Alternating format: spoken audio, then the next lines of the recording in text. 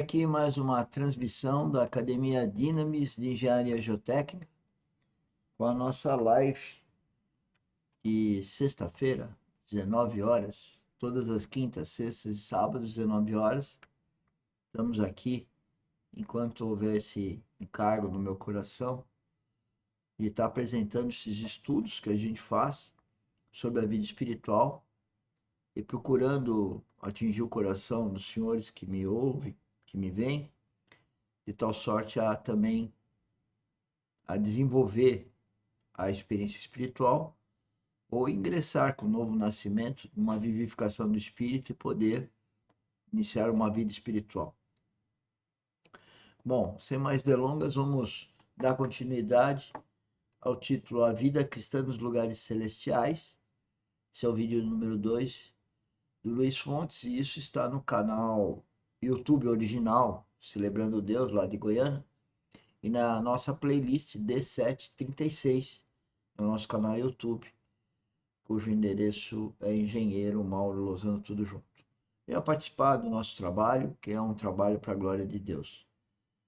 Quem dele participa, está participando do corpo de Cristo, porque esse é um objetivo que eu tenho, e portanto, se é meu, é do corpo de Cristo, que é pregar o Evangelho, é falar da vida em Cristo, por Cristo, para Cristo.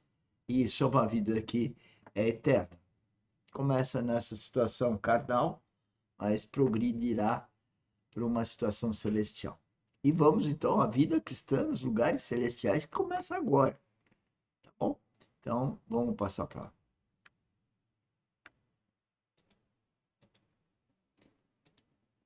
Nós vamos dar continuidade ao assunto que iniciamos ontem, acerca da vida cristã no santuário celestial.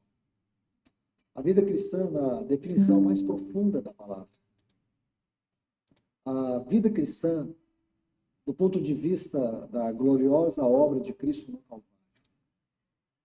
A vida cristã como a continuidade do ministério de Cristo, do ministério dos apóstolos. A vida cristã como Deus planejou. Não a vida cristã secularizada, religiosa, espiritualista. Do ponto de vista da palavra de Deus, isso não é vida cristã.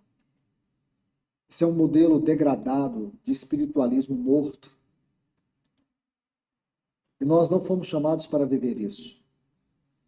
Como ontem, na primeira palavra, a ênfase foi justamente mostrar que para um tempo como esse, e à medida que as coisas vão se desenrolando dentro desse aspecto profético, escatológico dos dias que nós vivemos, à medida que nós nos aproximamos da vinda do Senhor Jesus, há uma urgência de um profundo despertamento espiritual, em que sejamos constrangidos pela palavra de Deus a vivermos de um modo adequado, do modo digno do Evangelho de Cristo. Eu creio que esta é a grande obra de Deus por meio do ministério da palavra nesse tempo. A necessidade de que Deus levante vozes proféticas. A necessidade de que se recupere o lugar do ministério profético no meio do povo de Deus. A necessidade de que trombeteiros celestiais de Deus, homens comprometidos, possam se levantar nesse tempo para poder trazer a igreja de volta ao centro da vontade de Deus e que ela seja colocada debaixo do encabeçamento de Cristo Jesus. E nós podemos ver que sempre em tempos de crises, Deus levanta vozes proféticas. Há muitos exemplos na palavra de Deus. Dentre esses, você vai ver o ministério de Elias. Antes de Elias chegar ali em 1 Reis, capítulo 17, havia uma dinastia de assassinos em série que havia se apossado do trono de Israel. E o povo estava sendo levado a um estilo de vida extremamente fora da vontade de Deus. extremamente fora de todos os princípios estabelecidos por Deus para guiar o seu povo. Então Elias, ele vem. Sinceramente, irmãos, ninguém sabe de onde Elias veio, mas alguém sabe que ele chegou. Quando diz assim, Elias de Tisbé, se você buscar na arqueologia, você nunca vai encontrar Tisbé. O que existe mais próximo disso é que Tisbé era uma região perto de Gileade, mas é uma região que o tempo se encarregou de encobrir a sua história. Então nós podemos dizer assim, um homem que veio, ninguém sabe de onde. E ele surge sem muita diplomacia, sem muito aparato, rude, e vai diante de Acabe, o rei daquele tempo. Com o dedo em riste, ele diz, a festa acabou, toda essa bagunça acabou, e não vai chover. E vai embora. E tudo o que ele falou se cumpriu. Então nós temos todo o processo. Primeiro, é lindo nisso, Deus usa o seu instrumento. Depois Deus vai trabalhar no seu instrumento.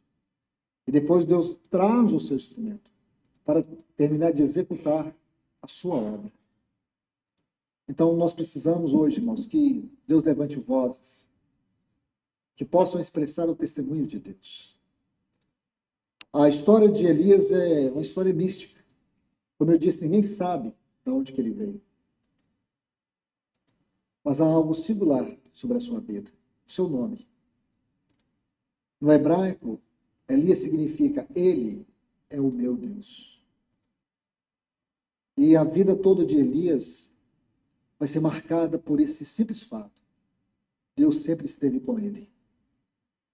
Então nós vamos pela palavra de Deus em muitos episódios e vamos ver as vozes proféticas, sempre em tempos de crise. Você imagina o profeta Ezequiel, o povo de Israel no cativeiro. O povo de Israel não estava mais debaixo da glória de Deus. O povo de Israel estava debaixo da sombra do governo da Babilônia, do juízo de Deus. Mas havia um pequeno remanescente ali. E a Bíblia diz que o profeta Ezequiel estava ali no meio daquele povo. Ele era parte daquele caos. Bem no início do seu livro ali, no capítulo 1, quando ele completou 30 anos, possivelmente, ele daria início ao seu ministério sacerdotal. Mas o Espírito Santo interviu na vida dele e fez dele um profeta. E ele disse assim que o céu se abriu e ele passou a ter visões de Deus. É isso que nós precisamos nesse tempo. Homens com uma visão de Deus. Uma visão do propósito de Deus. Do contrário, irmãos, nossos sentimentos, nossas emoções serão governadas pela mídia, pela convulsão social. E nós sabemos no livro de Apocalipse, capítulo 8 e 9, que antes da volta do Senhor ocorrerão 7 trombetas. 7 trombetas.